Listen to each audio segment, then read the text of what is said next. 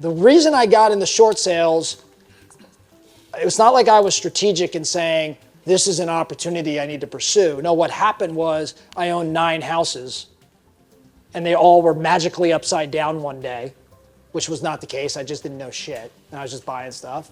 And I was able to call my bank on 5 of them and get the bank to accept less, only to learn that that thing that I just did was called a short sale. And I had 4 others go to foreclosure.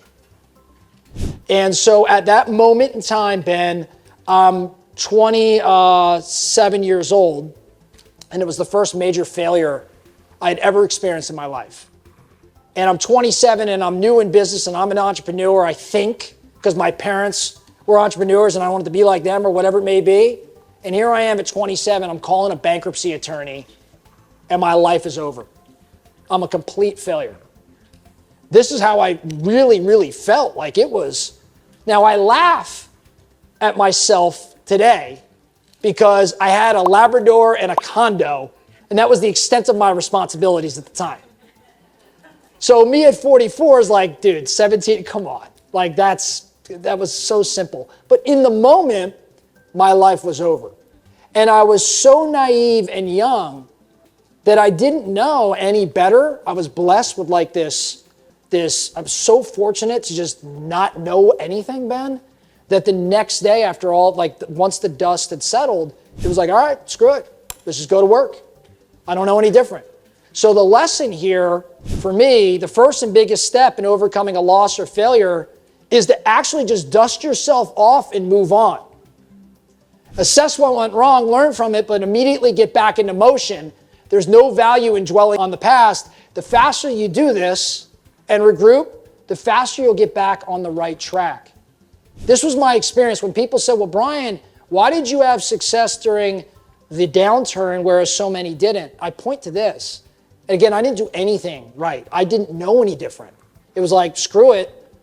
Like, I just got to get back to work tomorrow. Like, I allowed myself 24 hours and I went to do it. Again, just totally blind. But if I look back, Ben, at our peers in the industry that suffered, which the vast majority did, what I find is they did not dust themselves off. Too many of them said, you know what, this short sale thing, this foreclosure thing, it's got a few month run. I'm not going to deal with it. And for everybody that did that, 2 years later, they were still trying to figure it out. Or in Arizona, they had a totally different career. We went from 90,000 or so agents to 25,000, which is still a massive quantity, but 75% of the realtors went away during that time. The vast majority because they didn't dust themselves off.